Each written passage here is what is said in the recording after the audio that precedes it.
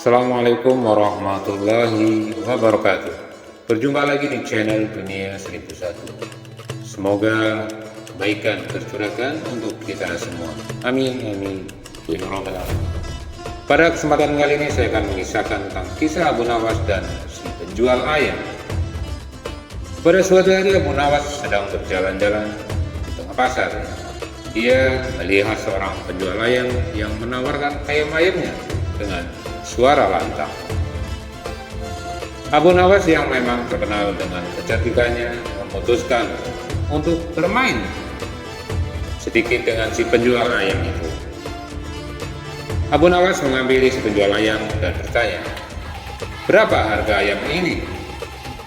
Si penjual ayam pun menjawab, "Ayam ini harganya 2 dirham." Abu Nawas berpikir sejenak lalu berkata, "Bagaimana kalau aku beli setengah ayam saja? Berapa harganya?"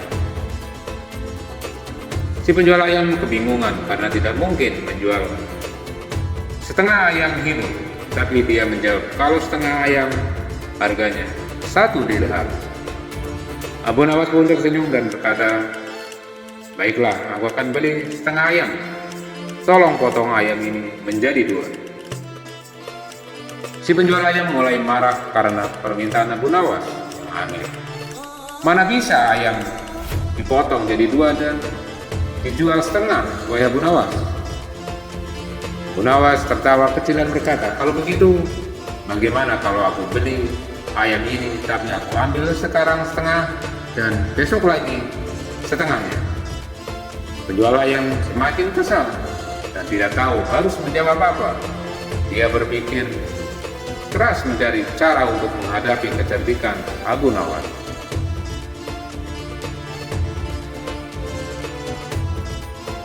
Akhirnya si penjual ayam berkata, "Wahai Abu Nawas, aku tahu kau pintar dan suka bermain kata-kata. Bagaimana kalau aku jual ayam ini kepadamu seharga 2 dirham dan kau ambil seluruh ayam sekarang tanpa perjanjian aneh-aneh lagi?"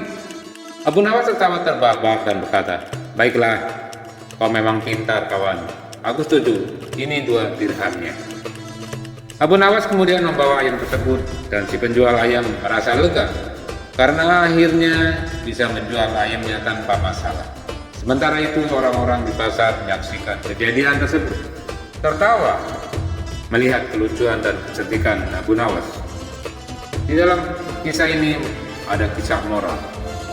Kecerdikan dan kelucuan bisa menjadi cara yang baik untuk menyelesaikan masalah, namun terkadang solusi yang paling sederhana adalah yang terbaik. Kisah ini menggambarkan betapa cantiknya Abu Nawas dalam bermain kata-kata dan situasi, serta memberikan kita pelajaran bahwa humor bisa menjadi alat yang efektif dalam menghadapi situasi sulit. Terima kasih. Wabillahi taufiq wal hidayah. Wassalamualaikum warahmatullahi wabarakatuh.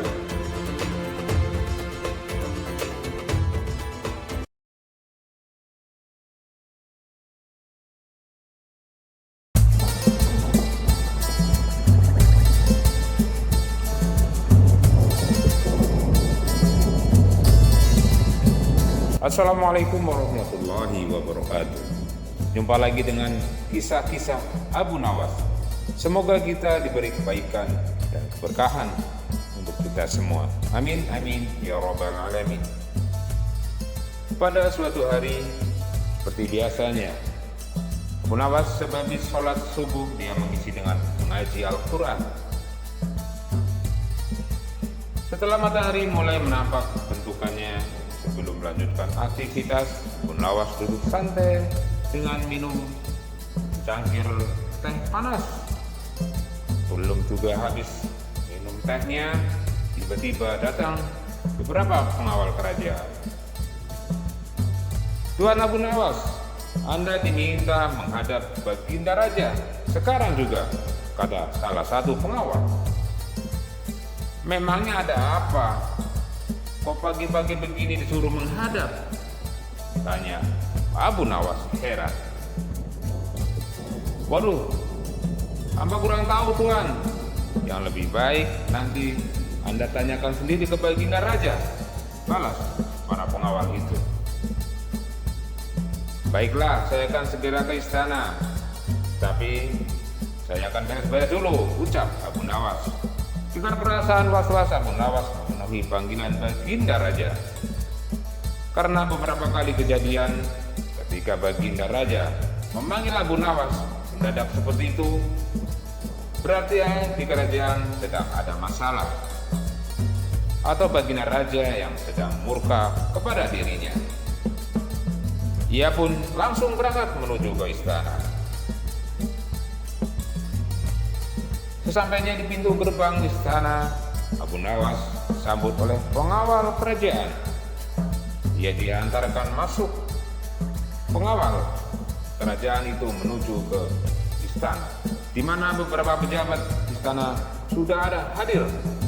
Di antaranya adalah 2 penasihat kerajaan, panglima perang, dan barisan pejabat-pejabat pengadilan kerajaan, lengkap menggunakan baju kebesarannya. Begitu juga dengan Baginda Raja. Beliau tengah duduk santai di sebuah kursi besar dengan para pejabat di kanan kirinya.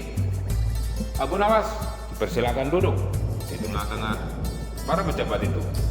Belum ada sepatah kata pun keluar dari mulut Baginda Raja.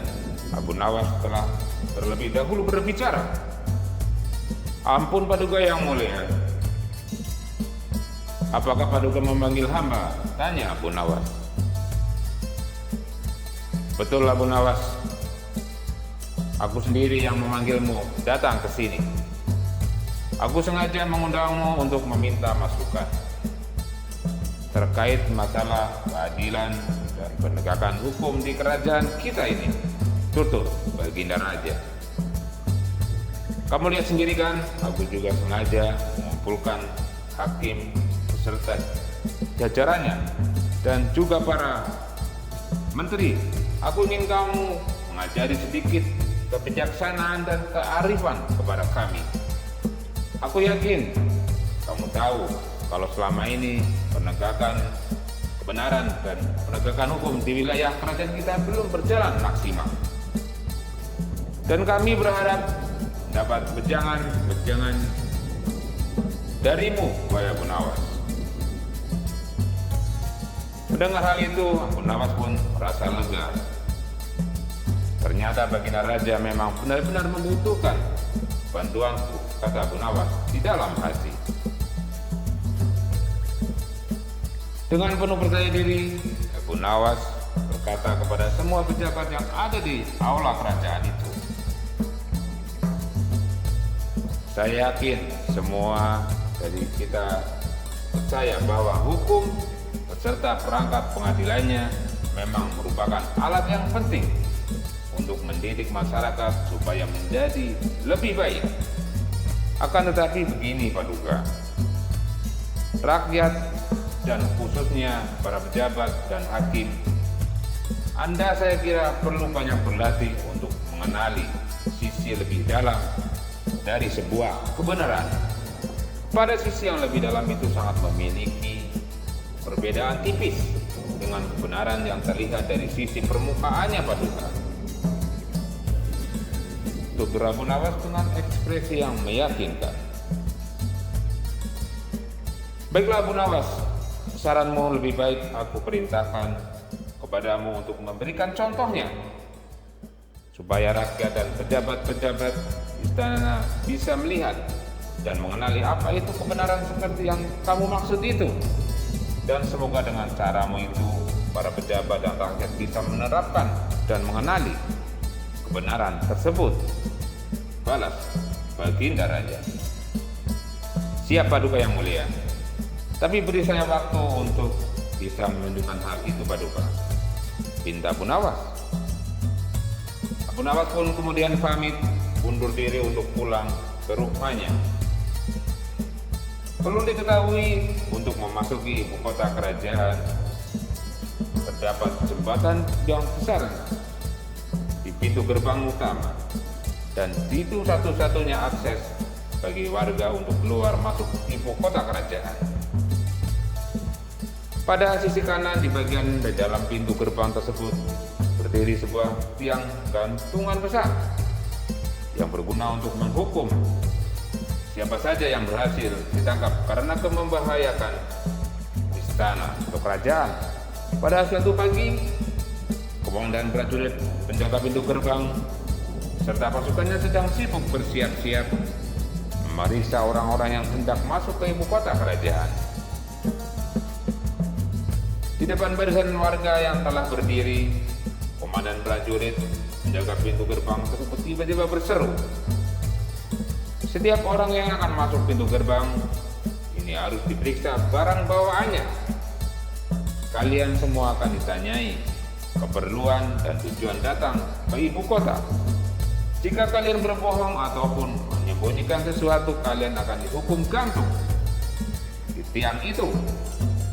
Tapi jika kalian berkata benar, kalian akan diperbolehkan memasuki ibu kota." Para warga mulai diperiksa satu persatu, termasuk Abu Nawas. Dimulai berjalan menuju pintu gerbang, tiba-tiba langkah Abu Nawas dihentikan oleh seorang prajurit penjaga. "Mau kemana kamu, Abu Nawas? Apakah keperluanmu?" tanya si prajurit. "Aku mau masuk ke ibu kota karena aku akan dihukum gantung," jawab Abu Nawas. "Ah, nggak percaya aku," jawab si prajurit. "Loh, kenapa kamu nggak percaya? Kalau aku terbukti berbohong, gantung saja aku," balas Abu Nawas. Sepintas ucapan Abu Nawas itu membuat si prajurit berpikir dan kemudian berkata, "Kalau aku menggantungmu karena berbohong, bukankah pernyataan awalmu yang menjadikan suatu kebenaran?" ujar prajurit. "Ya begitulah, benar apa yang kamu katakan. Berarti sekarang kamu sudah berhasil mengenali apa itu sebuah kebenaran. Dan itulah kebenaran dari sisi yang terdalam. Sekarang kabarkan kepada Wazir Rajamu bahwa itulah makna dari sebuah kebenaran yang sesungguhnya," tutur Abu Nawas.